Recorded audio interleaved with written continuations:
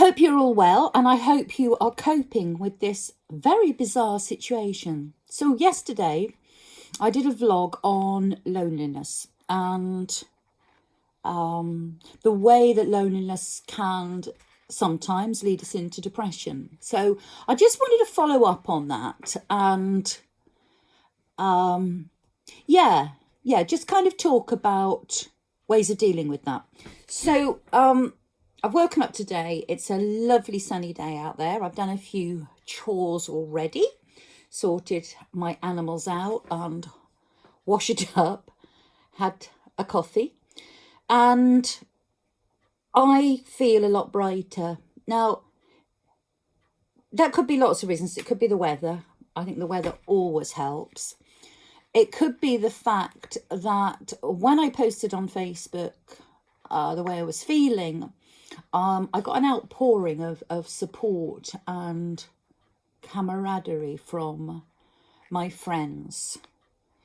And yeah, when that happens, it makes one realise that we are not alone. So sure, yeah, alone right now in the house, apart from the trusty four-legged beings and the two-legged clucking beings, but we're not truly alone.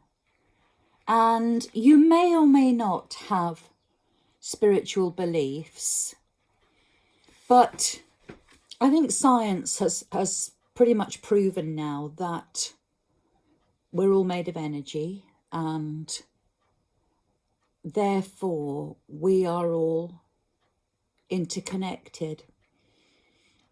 And I think it's sometimes way too easy just to forget that the body that carries us is when it's isolated, it's kind of isolating. So I'm sure you know what I mean. But if we can just go a bit behind that, then we realise that connection to others, to energy, to a creator, to any kind of spirituality that you might have, whether it be to the earth or whatever, that connectedness never actually goes away. And I love the work of Eckhart Tolle, and one of the things that he talks about is the way that we are not our thoughts. We are the observer behind our thoughts. And I really like that, because a couple of days ago I was, I think, very much in danger of disappearing down that rabbit hole of despair again. And I absolutely don't have to do that, because if I can just stop, and for me, sleep always helps. If I get a good night's sleep, I wake up and I always feel very optimistic first thing in the morning. So I think it's about realising that this will pass. It's just a moment in time. I think there are a lot of positives that may well come out of it after the initial flurry of people. I guess a compassionate way of seeing it would be to see that people were trying to fulfill their needs for security. And if you look at Maslow's hierarchy of needs, that need for security and safety is pretty fundamental. So people want to make their home safe. They want to make sure they've got enough food, enough warmth, and all of those things. And they are basic human instincts and drives. But when that wave of panic passed, and I'm sure perhaps there are some people who are still stuck in that, but many others have started to enter a kind of state of kindness, of realising that they are not the centre of the universe. And this is a really amazing time to reach out. I'm a great believer that post-industrial society, which is what Marcuse would call what we're in now, is fraught with difficulties. The capitalist system is dependent almost entirely on consumerism, where the few get richer and the majority get considerably poorer. And we've certainly seen that in UK society, because since we entered a period of government-enforced austerity, the few have got significantly richer and the majority have got poorer. I think that rates of homelessness have gone up, the rates of people needing support from food banks has gone up, mental health difficulties for sure have gone up, and I think that in this time we could really build the beginnings of a new society. So I live in the country in a pretty rural location, and I guess in some ways I'm limited to what I can do. I can reach out via these vlogs and hopefully just, you know, even if I just say something that helps one person, then it's worth it. But I have a couple of extremely elderly neighbours, and I know that the group of us who live around here are checking on them and on each other. And yesterday I started to do some clearing, and I put a big box of books and various other things that I thought might be useful at the end of my garden, with a big note saying, "Free, take me, please take me." And I'm a hoarder in quest of minimalism, and my family laugh at me, particularly my mother and my youngest sister, because I'm always decluttering. But I spoke to my beloved friend Marty yesterday. In fact, we're chatting most days, and I met Marty what seems like 100 years ago at uni, and I just absolutely adored her vivaciousness, her spirit, her kindness, her empathy.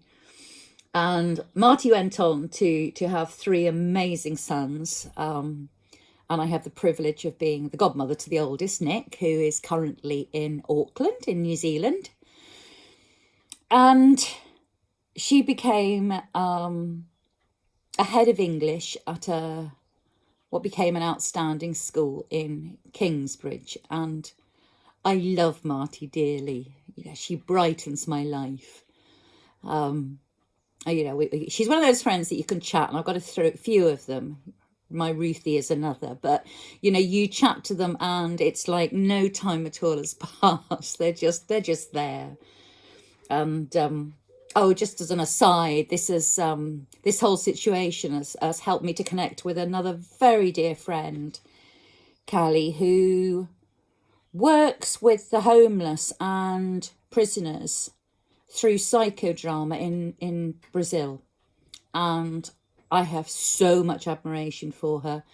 And I had the privilege recently of reading her, what is going to be an absolute best-selling book, which tells the story of her, well, parts of her life. And by golly, it's worth reading. So I can't wait for it to come out. And I'm going to be promoting it, because I think it is just, you know, every now and again you get one of those books that is life-changing, and this is certainly going to be one of those. Anyway, getting back to Marty. Marty is of Polish extraction. Her parents came here fleeing Poland towards the end of the Second World War and settled here. And so she had an interesting upbringing, but that's her story, not mine. But we were laughing at, she was saying that she had a well-stocked larder because it's Polish and Polish people hoard. So I laughed and I said, well, once my middle sister had done a genetic profiling, and the profiling came out as Central Europe, around the Poland area. Denmark, Vikings, inevitable. My dad's family came from Norfolk, and this coastline was invaded on numerous occasions by the Vikings and the Republic of Ireland, which is self-evident because of my mum's family. So apparently the three main markers are the biggest indication of your DNA heritage. So I said, well, we're Polish sisters in a way. And so we were laughing about hoarding. But I do think that I'm hoping that this time will bring out that spirit of giving in people. I've been able to reconnect with people that I haven't really had meaningful contact with for a long time, and that's been truly wonderful. My mother, who is the queen of lists, well, next to me, I'm the sort of under queen, not princess, an under queen of lists, because I love lists. My mum did a stock take of her pantry and her freezer, and she wrote it on a clipboard. And my siblings will relate to this, because when we were growing up, she used to write our jobs on a Saturday on a big piece of paper, and then she'd stick it on the pantry door, and we'd all have to do it. And then miraculously, somewhere in the background, we'd hear piano playing, and my mum's job was evidently to oil the piano keys. And actually, she's a very, very fine pianist. But we were laughing about, anyway, mum's done this inventory, and she and Alan, her husband, who they obviously live together, they have to tick anything off that they use. And I said to her, well, I'm going to go one further than that, because I'm going to see how many meals I can create. And I think if I have an overarching skill, my family and friends would probably say it's making a meal out of almost nothing. So that's my quest. And I might even share some of them here with you if they go well. So yeah, kindness and not going down the rabbit hole, because we don't have to. If you are in crisis now, there are people you can call. If you're a friend of mine, call me. As long as I hear the phone, I will pick it up and we can chat, or you can message me or whatever. But if you genuinely don't have people in your group, in your tribe, then ring the Samaritans or someone else that can help you at this time. By all means, leave a message here and I'm happy to connect with you. But be the observer of those thoughts. Try and stand behind the panic of what is happening, and just know that this will pass and you are loved. Even if you don't feel it, there is a huge amount of love in this universe. And I love you. And I really hope that you are able to find the resources you need to get through this. Okay, I'm going to be back soon, but in the meantime, take care.